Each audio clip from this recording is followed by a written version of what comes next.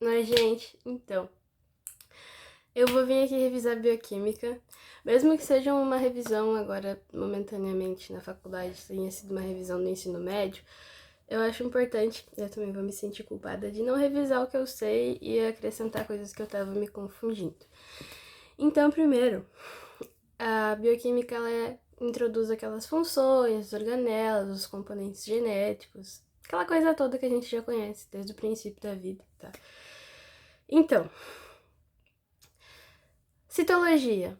A célula é formada por várias moléculas, essas moléculas são os nossos fosfolipídios, que são a bicamada fosfolipídica. Ela não é só fosfolipídio, ela não tem só essa molécula presente na constituição dela, tá? Então a gente vai dizer que ela é uma bicamada lipoproteica, porque entre os fosfolipídios, seja periféricas, que não atravessam totalmente a bicamada, ou seja, transmembranárias, que atravessam de fora para dentro, existem proteínas acopladas nessa membrana plasmática. Existem colesteróis que fazem a estrutura para melhorar a estrutura da membrana. Existem glicoproteínas receptoras que estão acopladas seja nos fosfolipídios, seja nas proteínas, que fazem essa recepção de todas as substâncias que vão chegar por fora no meio pelo líquido, né, que é o líquido extracelular, para poder ter essa recepção para que eles entrem para o meio intra. Então, tudo isso, tá? Basicamente na constituição da membrana, tá? Então, as células são as palavras que formam o alfabeto da linguagem do nosso corpo humano. Átomos e moléculas combinam-se para criar cerca de 200 tipos diferentes de células. O que isso quer dizer?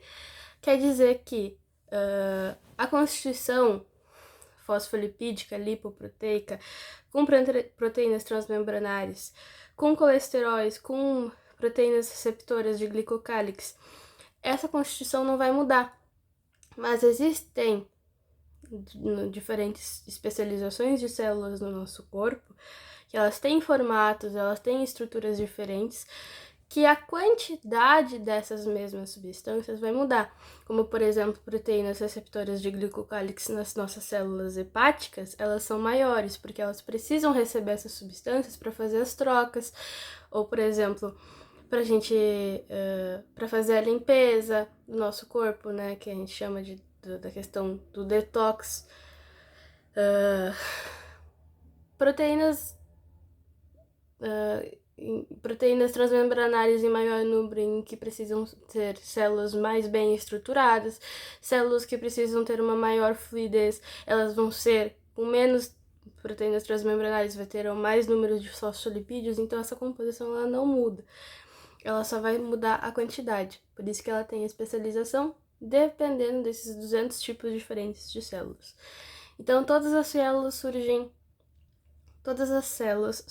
de células já existentes, isso a gente já sabe, através da divisão celular, que a gente também já sabe, e um processo que produz duas células idênticas. Isso nós também já sabemos. Então, toda aquela estrutura básica da célula eucarionte, né? A gente não vai estudar a célula procarionte até que, enfim, a célula eucarionte, então a gente já conhece. Nós temos uma bicamada fosfolipídica com proteínas transmembranárias, colesteróis para formar a estrutura. Nós temos glicocálix de receptores de substâncias que também são responsáveis pela adesão celular acoplados nas proteínas transmembranárias, tá? Dentro nós temos o citoplasma, que compõe tudo que parte da membrana plasmática para dentro da célula. Então, no citoplasma existem as organelas, existem proteínas, existem substâncias. O citosol é só o líquido que está dentro da célula, sem contar com as organelas, que já aí são dois nomes diferentes que a gente acha que é a mesma coisa, mas não são. Citosol e citoplasma. Citosol é só o líquido, citoplasma é a combinação de tudo isso. Nós temos as principais organelas, né? A mitocôndria, responsável pela respiração intracelular. Nós temos o retículo endoplasmático liso, nós temos o retículo endoplasmático rugoso, que tem ribossomos acoplados. Nós temos ribossomos soltos no citoplasma. Nós temos o complexo de Golgi, responsável por ensacar proteínas específicas. Que mais? Nós temos os lisossomos, que são feitos pelo Golgi e que também são responsáveis pela digestão intracelular. Nós temos os nossos núcleos, nós temos os proteossomos, nós temos várias coisas que também vão dar origem a... Tem o nome de uma proteína também que vai dar origem depois aos centrossomos, as fibras de fuso e ao citoesqueleto, porque o citoesqueleto mantém as organelas no lugar, já que é uma coisa fluida, no meio aquoso ela precisa ter uma estrutura que mantém ela no lugar. Nós também temos os centríolos que vão dar origem às fibras de fuso que vão ser dispersas para que aconteça a divisão celular mais tarde. Então, todas essas coisas que estão dentro da célula eucarionte, que compõem, então, todo o nosso citoplasma, vão ser importantes para a gente lembrar. Então, vamos começar falando do principal, tá? Inicial, que é a membrana plasmática. Beleza.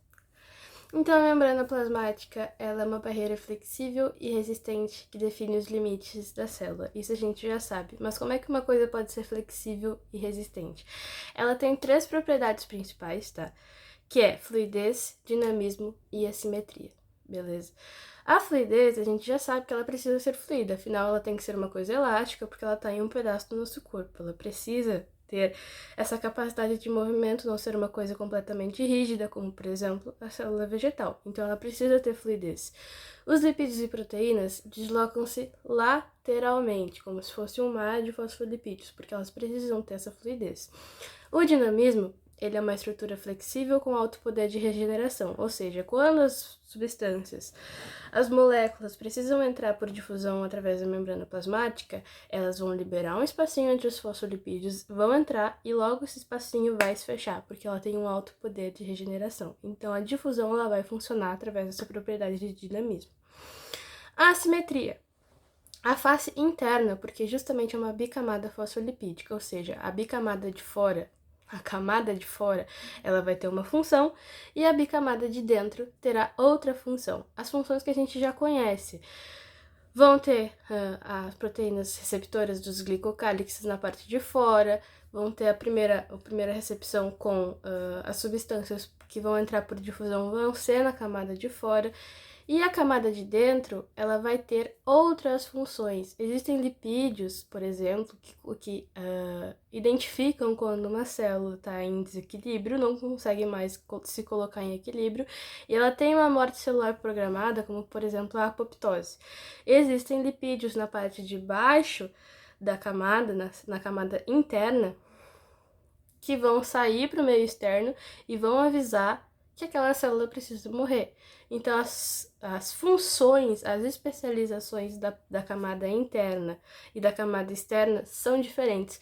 Por isso que existe uma assimetria entre as funções entre a face interna e externa, com composições distintas. Então, na parte de fora, por exemplo, os glicocálixes, que são os carboidratos ligados à proteína e os lipídios, eles encontram-se quase que exclusivamente na face externa e atuam como antenas para reconhecimento celular, proteção mecânica e adesão entre as células. A composição lipídica, que também é face externa, ela é rica em esfingomielina e fosfadilcolina, criando uma barreira mais compacta e resistente a agentes externos, porque nós sabemos que a natureza do fosfolipídio, ela é uma camada, uma natureza anfipática, ou seja, é uma única molécula que tem 2 polos, um polo polar e um polo apolar. No caso, a cabeça do fosfolipídio, que é um fosfato, ela é hidrofílica, ela é amiga da água, ela é amiga dos fluidos que chegam por fora. Então, qualquer coisa que será que terá que ser receptora, o fosfolipídio vai entender e vai deixar passar. Só que as caudas dos fosfolipídios, que são 2 ácidos graxos, e nós sabemos muito bem que óleo, gordura não combina com água, não vão reter ali a questão de qualquer substância que chegar e a célula não deixar passar. Então, os fosfolipídios, as caudas dos fosfolipídios, por causa dessa natureza anfipática, porque as caudas são apolares, hidrofóbicas, que vão fazer essa retenção do que não pode passar, tá? Em células saudáveis, a fosfaldicerina é mantida no interior. Quando essa quando essa questão desse lipídio, ele é exposto na face externa, ele sinaliza para os macrófagos que a célula está sofrendo apoptose e precisa ser removida por fagocitose. Já a especialização da face interna, tá? Nós sabemos que dentro da célula é mais negativo e sabemos que fora da célula é mais positivo. Por quê? Porque fora da célula tem mais sódio, Na+, e dentro da célula tem mais potássio, que é um íon negativo. Então, os fosfolipídios de carga negativa, que no caso são a face interna, ela é rica em fosfaldicerina e fosfatidiletanolamina, que carrega a carga negativa, contribuindo diretamente para o potencial elétrico da membrana necessário para a condução de impulsos nervosos, que podem comandar algumas funções que a célula tem que realizar. A interação com o citoesqueleto, por exemplo, como nas proteínas periféricas da face interna, porque nós pensamos que as proteínas periféricas elas estão ali, encaixadinhas na membrana plasmática na face externa, mas não. As proteínas periféricas elas estão para dentro da célula e nelas vão estar acoplados os filamentos de citoesqueleto que vão fazer com que as organelas fiquem no lugar. Então isso também é importante. Para manter a forma da célula, facilitando movimentos, a endocitose e isocistose. E também existem a sinalização intracelular na questão da membrana interna, que são os lipídios específicos na face interna que agem como plataformas para ancorar proteínas sinalizadoras, permitindo que a célula responda rapidamente a estímulos externos.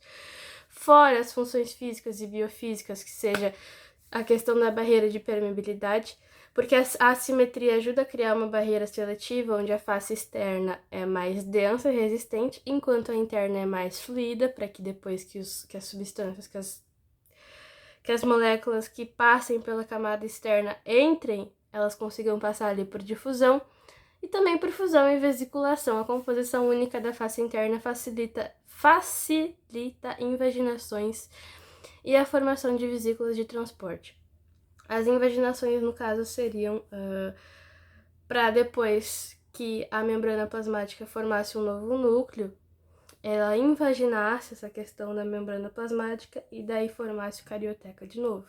Existem várias funções para a membrana interna, tá? Que geralmente são mais difíceis do que quando a gente diz, é a função da bicamada lipídica resistência, é proteger os limites da célula. Não, a bicamada de fora, a camada de fora tem uma função, a camada de dentro tem outra função, beleza? Então, a membrana ela se assemelha-se com um mar de lipídios em movimento contínuo, contendo um mosaico de proteínas diversas. Como eu já falei, a bicamada lipídica ela tem uma natureza anfipática, beleza? Então, a estrutura básica é formada por uma camada de moléculas que possuem afinidades opostas com a água. Como eu disse, a cabeça é um fosfato, ou seja, fosfato é hidrofílico. Ele faz o primeiro contato com qualquer substância que chegue no meio de fora. Agora, qualquer coisa que não pode passar, por causa da permeabilidade seletiva, vai ficar retida ali nos ácidos graxos, que são as perninhas do fosfolipídio, tá?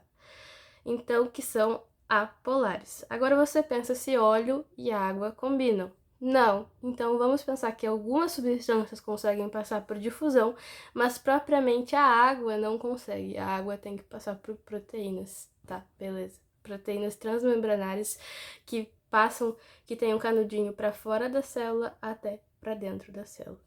Beleza?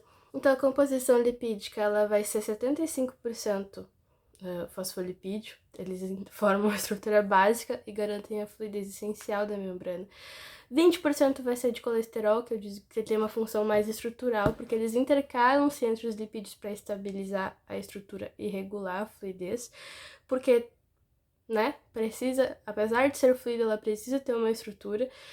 E 5% glicolipídios, que na verdade são os glicocálix, que fazem essa primeira...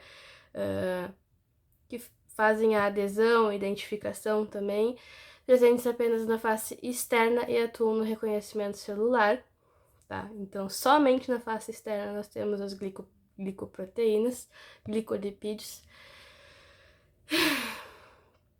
Então, essa composição não tem mais nada que eu já não tenha falado aqui, porque eu tô acompanhando meu slide da aula e as minhas anotações, e eu tô ao mesmo tempo falando o que eu tenho escrito, e o que eu posso lembrar e explicar com as minhas palavras.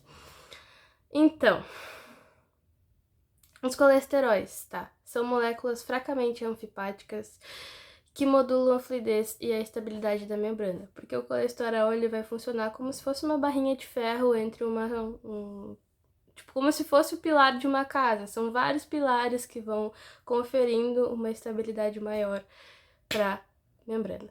Então, a composição vai ser de glicoproteína, carboidrato e glicolipídio como principal. Os colesteróis, as proteínas integrais, as proteínas periféricas, as proteínas de canais, as proteínas alfa-hélice e as proteínas globulares, elas ficam em segundo lugar, porque as principais são as glicoproteínas, os carboidratos e os glicolipídios. Para fora. Eu estou falando uma questão de para fora, tá? Porque todo o resto ele vai ultrapassar ambas as duas, mas para fora, na composição principal, é glicoproteína, carboidrato e glicolipídio, ok? Carboidratos com lipídios ou com proteínas, as porções de carboidrato dos glicolipídios das glicoproteínas formam um extenso revestimento denominado glicocálix, ok? O glicocálix são esses três tipos, glicoproteína, carboidrato e glicolipídio, e o glicocálix ele atua como uma assinatura molecular, beleza? Eu vou explicar isso. Tanto é que ele tem várias funções. Ele, além de ter proteção celular, de proteger a célula contra agressões mecânicas e químicas do ambiente externo, ele faz o reconhecimento celular, ou seja, ele atua como identidade da célula, permitindo o reconhecimento intracelular entre as células e o reconhecimento de substâncias que estão para chegar e querem entrar dentro da célula, adesão e coesão, facilita a união entre as células essenciais para a formação de tecidos, óbvio, isso a gente já sabe. Ele também faz a retenção de nutrientes, auxilia na retenção de substâncias necessárias ao redor da célula, porque ele se gruda nelas, e também ele faz parte do tipo sanguíneo, porque a composição dos carboidratos no glicocálix e nas hemácias define o sistema sanguíneo ABO. Beleza? Então, o glicocálix ele é constantemente renovado e varia sua composição conforme o tipo celular e é um componente crucial para a integridade, especialmente no endotélio vascular, onde atua como um regulador central. Beleza. Então, essas composições. As proteínas integrais, agora a gente está falando não de cima, da parte de fora, mas como um todo, as proteínas integrais são transmembranares, ou seja, elas estão de fora para dentro. Elas são um canudinho que atravessam totalmente ou parcialmente a bicamada. Muitas são transmembranares. E as proteínas periféricas, elas estão para dentro, na bicamada lipídica interna, porque elas estão ligadas fracamente à membrana, mas dão origem ou ao citoesqueleto. Não dão origem, mas estão acopladas ao citoesqueleto para dar justamente essas questões de fixação. As questões e as funções das proteínas são a questão de transporte, possibilitam o movimento da molécula polar, das moléculas polares e de íons para dentro e para fora da célula. Existe a difusão que passa pelo meio dos fosfolipídios, existe a difusão facilitada que passa por uma membrana, por uma proteína integral que não abre e nem fecha, ela simplesmente é um canudo. Existe a com gasto de ATP, porque daí ela é uma proteína receptora que ela pega a substância, fecha e joga para dentro, daí é outro tipo de proteína, é outro tipo de transporte, daí é um transporte ativo, diferente da difusão e da difusão facilitada. Elas também são receptoras porque atuam como receptores de sinais que permitem a comunicação celular e também fazem a conexão porque elas conectam a membrana plasmática com proteínas intracelulares e extracelulares. Então, as propriedades da membrana a gente já sabe que é a fluidez, a simetria e seletividade. A fluidez é o movimento dos lipídios, permite regeneração e associações proteicas, óbvio, porque quando ela é penetrada, ela logo se fecha, e as associações proteicas são as proteínas transmembranares que estão enfiadinhas na bicamada lipídica.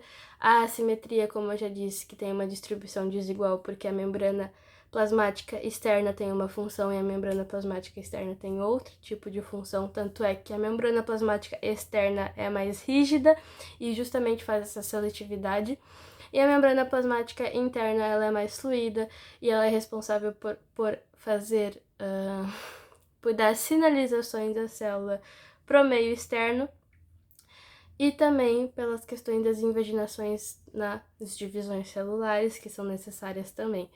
Ela faz um controle rigoroso do que entra e sai da célula, tá?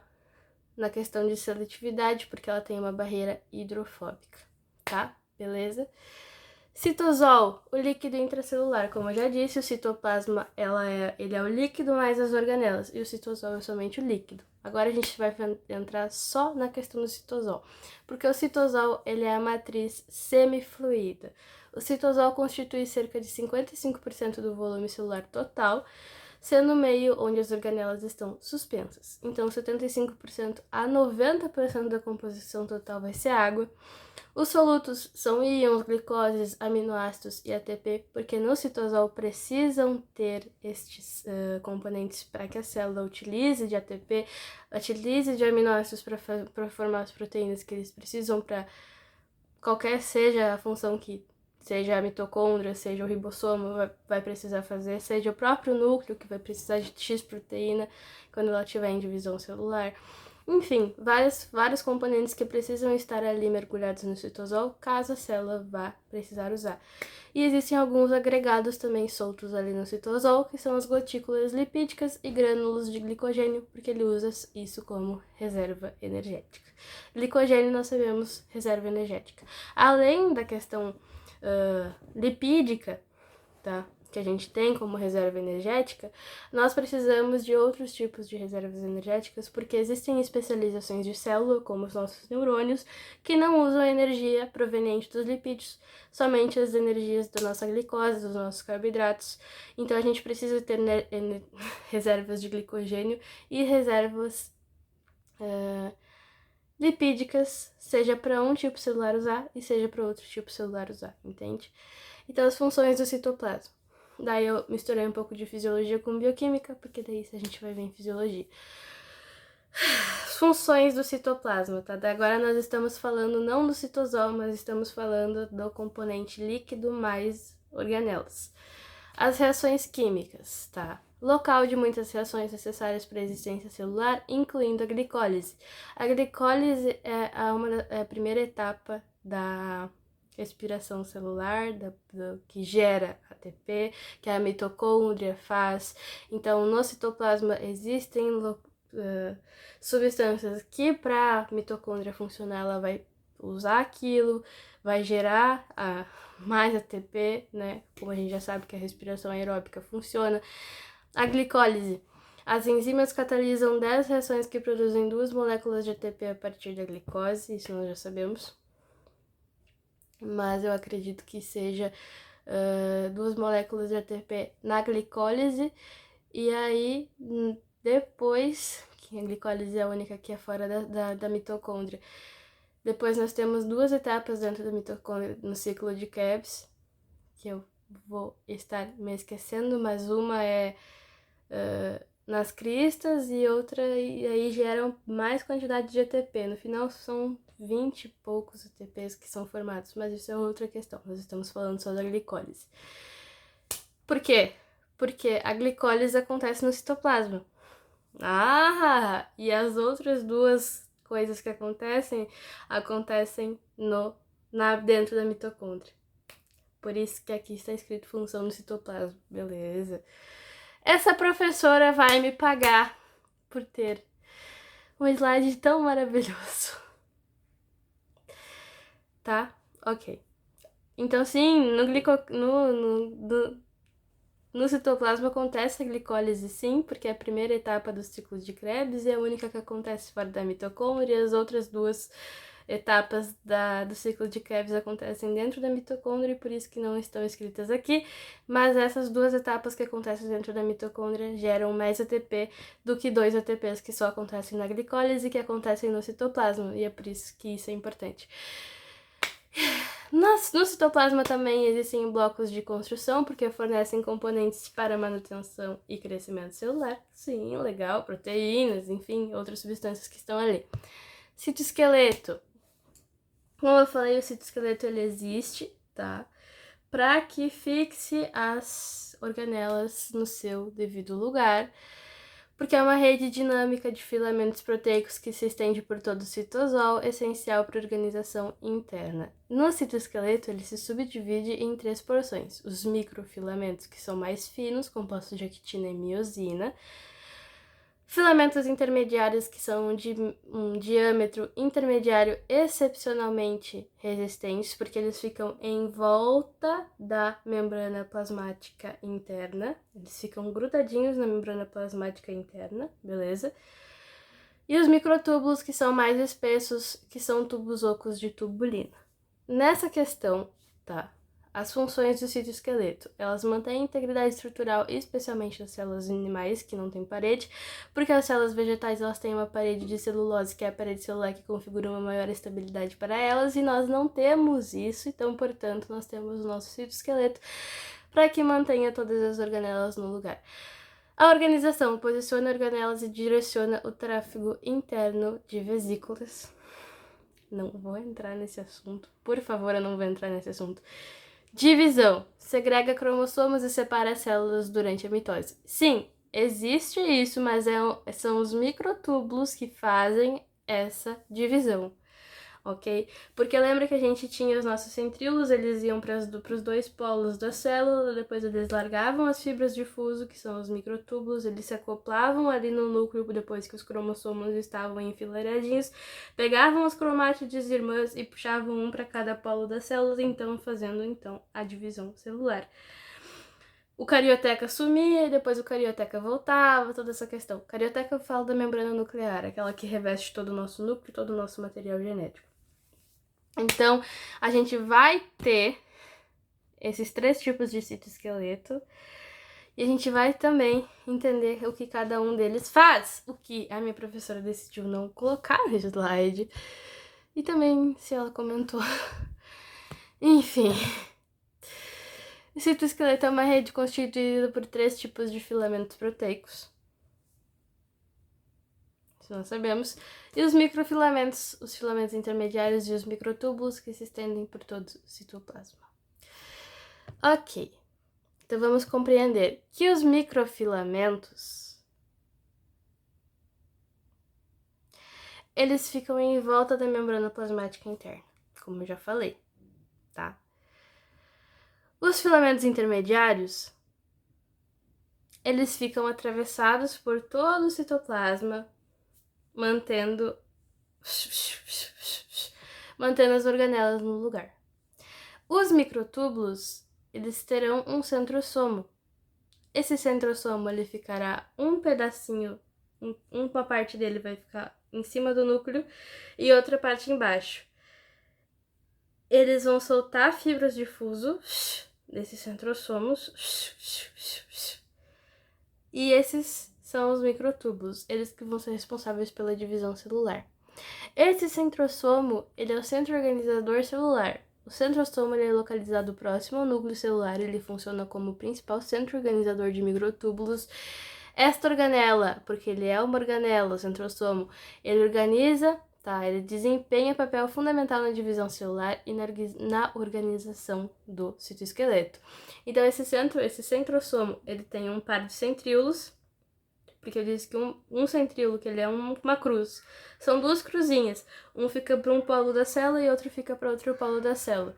E ele também tem uma matriz pericentriolar, que ele contém centenas de complexos de tubulina, porque depois ele vai precisar disso para soltar as fibras de fuso e puxar os cromossomos um para cada polo.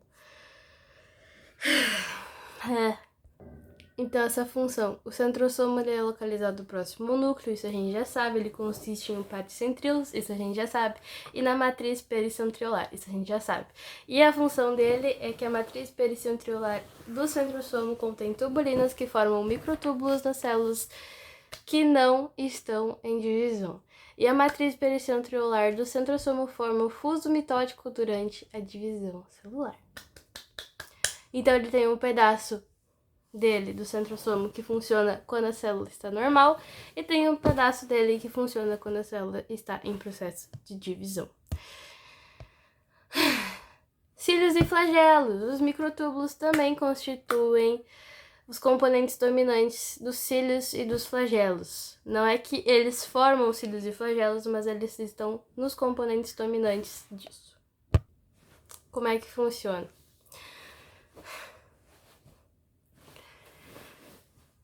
Os microtúbulos constituem os componentes dominantes dos cílios e dos flagelos, projeções móveis de superfície celular que permitem movimento e detecção de estímulos, como, por exemplo, nós temos cílios nas nossas tubas uterinas, porque elas varrem o óvulo para o local onde ele deve estar. Nós temos cílios nos nossos alvéolos respiratórios que varrem o muco para cima para que ele possa se limpar.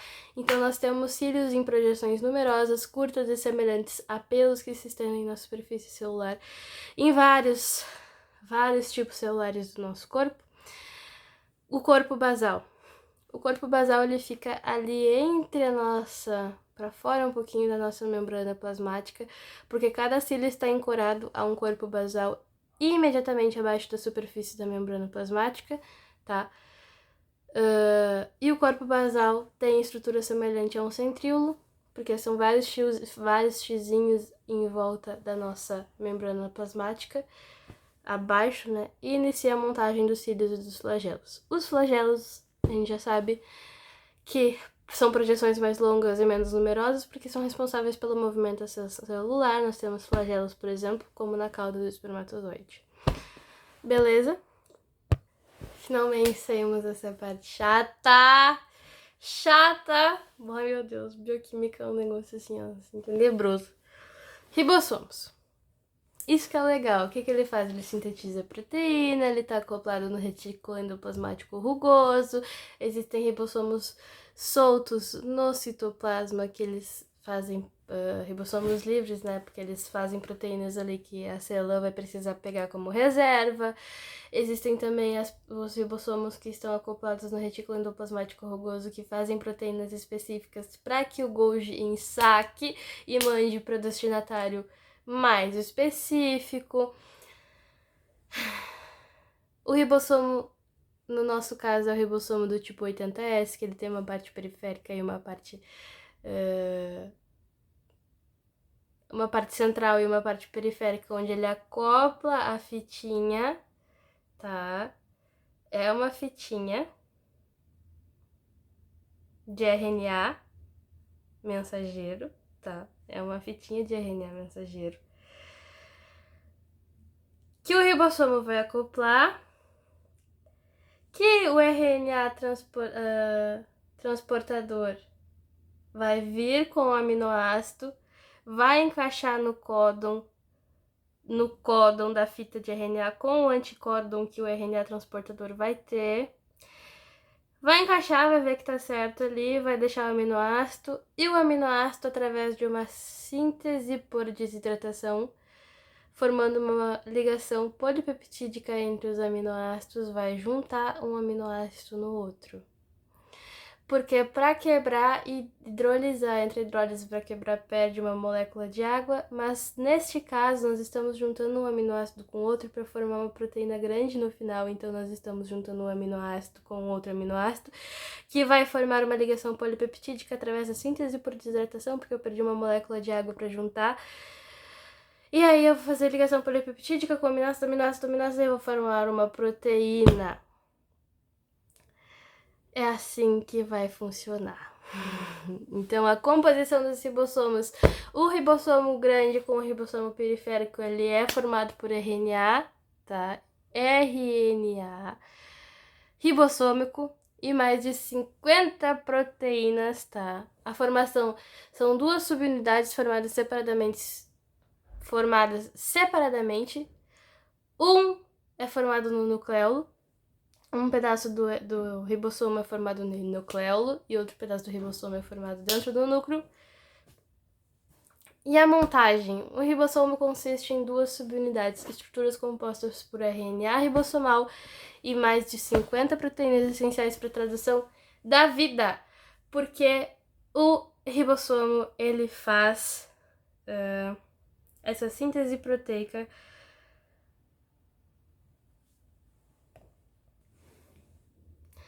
A síntese da produção de proteínas, elas atuam traduzindo as informações genéticas no RNA mensageiro, unindo aminoácidos através das ligações peptídicas para construir proteínas funcionais essenciais para a vida, como enzimas, anticorpos e estruturas celulares. A síntese proteica, que na verdade é a tradução, porque nós temos etapas, tá? O processo ocorre em 3 etapas: iniciação, alongamento, ligando aminoácidos a uma taxa de até 200 por minuto, e término, e a localização e destino de proteínas, porque existem ribossomos livres no citosol que produzem proteínas destinadas ao uso interno da própria célula, que eu já tinha dito. Ribossomos ligados no retículo endoplasmático rugoso, que eu já tinha dito, produzem proteínas destinadas à exportação, secreção como hormônios ou para compor membranas. Tô sabendo. Estrutura de máquina proteica formada por 2 subunidades, uma maior e uma menor, compostas por RNA ribossômico e proteínas. E os polirribossomos, que também são vários ribossomos, podem se ligar ao mesmo RNA mensageiro simultaneamente para aumentar a eficiência e a velocidade da produção proteica.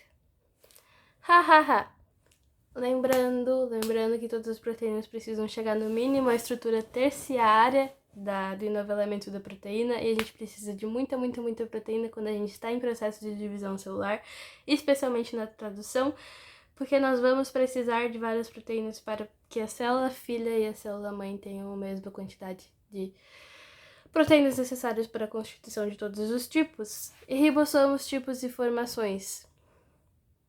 A função do ribossomo, então, na verdade, ele está associado. Os ribossomos associados ao retículo endoplasmático rugoso sintetizam proteínas destinadas para inserção na membrana plasmática, ou seja, aquelas proteínas transmembranárias que nós sabemos que fazem os transportes de substâncias dentro e fora da célula, ou para secreção da fora da célula. E os ribossomos livres sintetizam proteínas utilizadas no citosol, como eu já tinha falado. Os ribossomos livres sintetizam proteínas que permanecem e atuam no citosol. As ligadas ao retículo endoplasmático rugoso produzem proteínas para membranas, organelas ou exportação. E as proteínas mitocondriais, localizadas dentro da mitocôndria para a síntese de proteínas organelares. Beleza? Os ribossomos mitocondriais, na verdade. Ok? O retículo endoplasmático. Uma rede membranosa que conecta o núcleo ao citoplasma. O retículo endoplasmático rugoso é uma superfície externa salpicada com ribossomos, nós sabemos disso. Ele faz a síntese proteica, a formação das glicoproteínas, na verdade, dos glicocálices que ficam acoplados nas membranas, nas proteínas intramembranárias que ficam para fora da célula, somente para fora, porque nós temos glicoproteínas no lado externo da célula. E também ele faz a produção dos fosfolipídios. Pois é. O retículo liso. Porque, como assim? Meu Deus, como que uma coisa dentro da célula faz a produção dos fosfolipídios? Ora, porque quando ele for fazer uma nova célula e ele for se dividir, ele formará os fosfolipídios da nova célula filha. Assim como a célula que está fazendo isso teve os fosfolipídios originados da célula mãe, porque ela também já foi uma célula filha. E o retículo endoplasmático liso, ele é a superfície externa lisa sem ribossomos. Ele faz a síntese de lipídios, a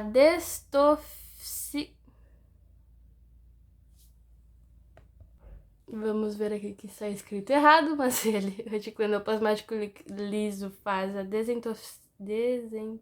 desintoxicação da célula. Meu Deus, cara, escrito errado ali, velho. E o aumento do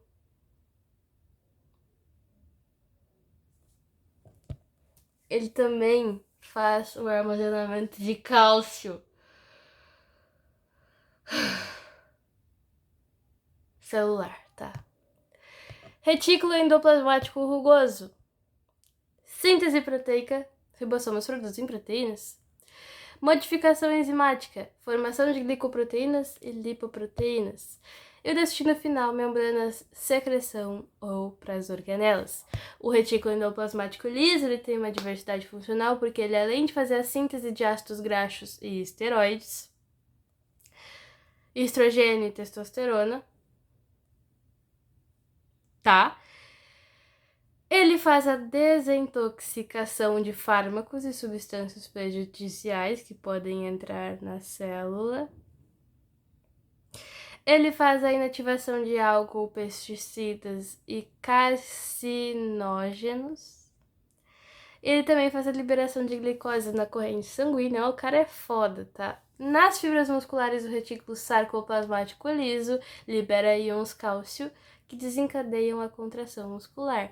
Então, ele faz a desintoxicação de álcool, ele é responsável pela contração muscular porque ele libera cálcio, ele libera glicose na corrente sanguínea, ele faz desintoxicação das substâncias prejudiciais, ele faz síntese dos ácidos graxos que a gente vai precisar para a composição dos nossos fosfolipídios e esteroides, por exemplo, como o nosso colesterol, que também faz parte da composição estrutural da membrana da bicamada fosfolipídica. Ele também sintetiza estrogênio e testosterona. O cara é foda, beleza? O cara é foda. O retículo endoplasmático é uma rede de sacos ou túbulos envolvidos por membrana que se estendem pelo citoplasma e se conectam como um envelope nuclear. Funções do retículo endoplasmático. O retículo endoplasmático rugoso sintetiza glicoproteínas e fosfolipídios que são transferidos para organelas celulares inseridos na membrana plasmática ou secretados durante a exocitose. E o retículo endoplasmático liso sintetiza ácidos graxos e esteroides como estrogênios e testosterona, inativa e desintoxica fármacos e outras substâncias potencialmente prejudiciais e remove o grupo fosfato da glicose, 6-fosfato, e armazena e libera íons cálcio que desencadeia a contração das fibras musculares. Um resumo geral do que ele faz. Complexo de Golgi, aquele carinha que faz lisossomo, que é o responsável pela digestão intracelular, aquele carinha que ensaca proteína específica. E cara é foda também. O complexo de Golgi consiste de 3 a 20 cisternas, pequenos sacos membranosos achatados que se assemelham a uma pilha de pães árabes. Meu Deus, que definição horrorosa. Face de entrada é a primeira cis, tá? Face convexa voltada para o retículo endoplasmático rugoso. Depois tem cisternas intermediárias que fazem a modificação e a adição de carboidratos e lipídios. E depois tem a face de saída trans, que é a fase côncava voltada para a membrana plasmática. Então, todas as proteínas exportadas pelas células são processadas no complexo de Golgi. Meu Deus! Lisossomos. São as organelas digestivas que são produzidas pelo Golgi. São vesículas envolvidas por membrana que se formam a partir do complexo de Golgi e contém até 60 tipos de enzimas digestivas potentes. Dentro delas existe um ambiente ácido, óbvio, porque bombas que fazem o transporte ativo de íons H+, mantendo o interior dos lisossomos com pH 5 vezes mais ácido que o citosol, tá? 5 a 100 vezes mais ácido. Digestão, fazem a degradação de moléculas capturadas por endocitose.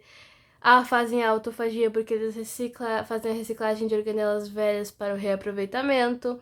E também ele mantém a autólise da célula porque faz a destruição da própria célula em condições patológicas. Ou, por exemplo, quando uma célula identifica que ela não consegue mais fazer a própria regulação, ela programa a própria apoptose, que é a morte celular programada.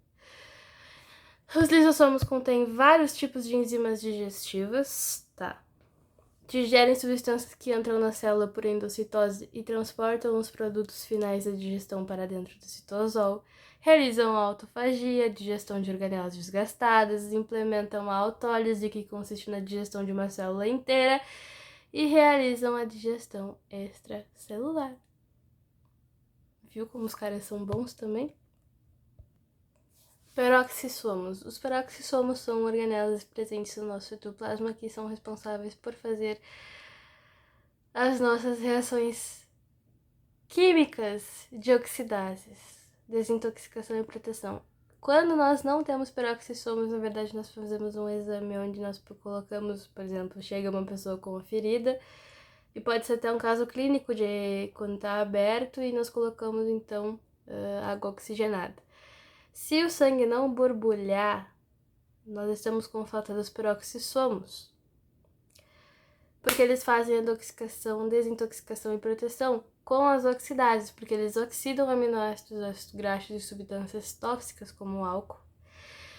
Eles formam-se por divisão de peroxissomos existentes já ou por acumulação de componentes.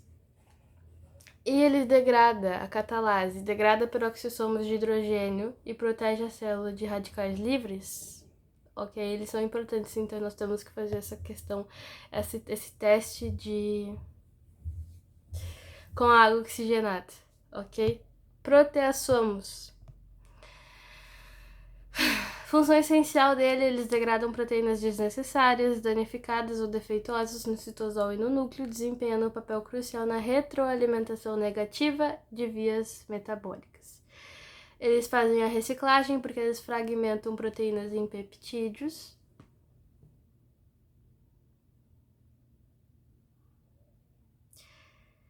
Fragmentam proteínas em aminoácidos, de novo, que são quebrados em aminoácidos para formar novas proteínas. Os proteassomos, eles pegam proteínas que estão ali de sobra desnecessárias, eles desmancham essas proteínas que estão de sobras e desnecessárias, voltando, né, que elas sejam menores, né? Porque nesse processo ela não pode simplesmente cortar uma por uma e jogar os aminoácidos de novo para que sejam ali, possam ser usados de novo. Não, ele dá um cortezinho pequeno, aí essas proteínas elas viram peptídeos. Em vez de falar que as proteínas voltam a ser aminoácidos, que é a origem de tudo, eles voltam a ser aminoácidos para formar novas proteínas. Tá? Ok. Não vou nem entrar. Se vocês vissem o slide que eu tô vendo. Mitocôndrias, usina de energia, eles geram ATP, geram a maior parte do ATP por respiração aeróbica exigindo oxigênio. Elas estão em abundância, elas estão tão em abundância que existe uma teoria de simbiose que dizem que na origem da vida elas eram células procariontes que conseguiam fazer, porque a entrada do oxigênio na face da Terra foi o primeiro holocausto. Mas pela teoria da simbiose, existem dois tipos nas células vegetais e nas células animais, existem dois tipos de células que conseguiriam fazer a respiração aeróbica que antes células não conseguiam.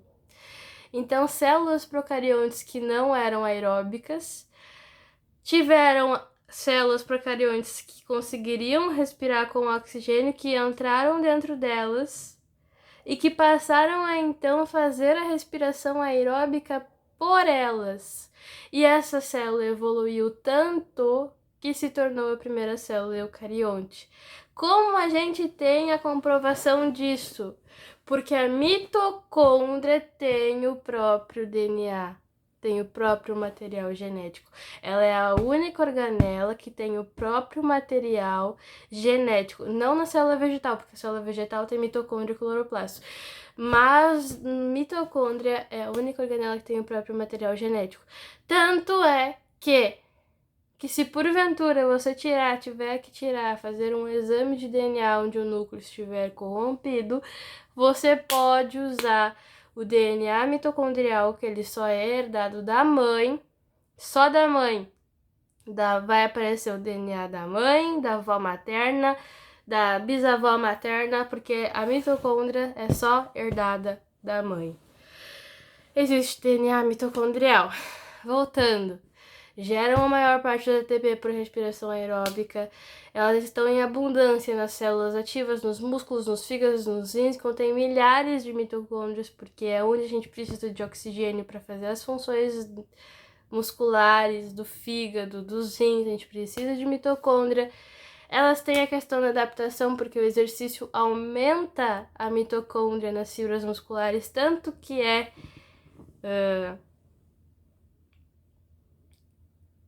uma forma de doping, na verdade, aumentar a quantidade de mitocôndrias para melhorar a oxigenação do sangue. E a mitocôndria desempenham papéis importantes e precoce na apoptose em resposta a estímulos como radicais livres, danos ao DNA, privação de fatores de crescimento ou falta de oxigênio. Então, as mitocôndrias, no interior das mitocôndrias, as reações químicas da respiração celular aeróbica geram ATP, sim. 26 a 28, se eu não me engano, geram ATP por meio das respirações celular aeróbica e desempenham um papel inicial importante na apoptose. Por quê? Porque a apoptose é em resposta a estímulos como radicais livres, então é ela que comanda isso. O núcleo é uma estrutura esférica e oval que constitui características proeminentes nas maiorias das células. O núcleo contém a maior parte dos genes da célula, que estão localizados nos cromossomos. Ele fica ligado ao retículo endoplasmático rugoso. Dentro do núcleo existe uma boletinha menor ainda, que é o nucleolo. Fora do núcleo, no lugar que estaria o citosol na célula normal, está a cromatina. Existe o carioteca, que é a membrana nuclear. O núcleo tem poros nucleares, porque proteínas de RNAs mensageiras terão que entrar dentro do núcleo para fazer a síntese e copiar, fazer a cópia do código genético. E também existem ribossomos nucleares acoplados ao núcleo. Membrana nuclear. O carioteca. Composta por bicamadas lipídicas também, semelhantes às da membrana plasmática, com a camada externa e a interna. A camada externa continua o retículo endoplasmático rugoso, beleza? Tem uma membrana dupla, duas bicamadas lipídicas que formam a barreira nuclear, e tem poros nucleares que têm aberturas que atravessam ambas as camadas da membrana, tem um complexo de proteínas porque cada poro contém um arranjo proteico que controla a passagem de substâncias e, pasmem, o núcleo também tem seletividade porque os poros permitem o transporte controlado entre núcleo e citoplasma. Interessante. Beleza. Os nucleolos, que são a boletinha dentro dos núcleos, eles têm a localização e estrutura porque são corpos esféricos proeminentes no interior do núcleo, compostos por DNA, RNA e proteínas. Não possuem membrana própria, graças a Deus. Tem uma função principal porque eles fazem a síntese de RNA ribossomal, tá? E montagem de subunidades ribossômicas que serão exportadas para o citoplasma. As células ativas têm os nucleolos muito proeminentes em células musculares e hepatócitos que sintetizam grandes quantidades de proteína. Tá? São as fábricas de ribossomos, são os nucleolos. Genes e cromossomos, ainda assim, são as unidades hereditárias que controlam estruturas celulares e dirigem todas as atividades. Os cromossomos, que são formados por cromatina, seja a eucromatina, que é uma cromatina inicial mais nova, que é menos enovelada, que ainda não está associada a proteínas estonas e que pode ser retirada ali para fazer a cópia do código genético, pegar aquele pedacinho de gene para fazer a cópia, né, para replicação celular, e depois a heterocromatina fica mais enovelada e ali não dá para tirar um gene dali, e aí fica mais enovelada ainda e se transforma em cromossomo, que é o próprio xizinho que a gente já conhece. Cada cromossomo é uma longa molécula de DNA enovelada em proteínas estonas, a maioria estonas, formando um complexo chamado cromatina. A informação genética total carregada pela célula é denominada genoma. Beleza? Beleza. Então, o DNA ele se novela em dupla hélice de DNA, e aí essa dupla hélice de DNA ela é associada a proteínas estonas. Essas proteínas estonas mais a fita de DNA é chamado de nucleossomo, tá? Esse DNA que liga uma proteína na outra é o DNA ligante. Isso, dessa fita de DNA enovelada, essa dupla hélice de DNA enovelada com as proteínas estonas, chama-se cromatina. Essa fibra de cromatina se enovela e forma uma alça. Essa alça se enovela mais e forma um centrômero, que forma duas cromátides, que formam um cromossomo. Beleza? O centrômero é o meio do X do cromossomo. Então, o cromossomo é uma molécula de DNA altamente espiralada e dobrada que está combinada com moléculas de proteína.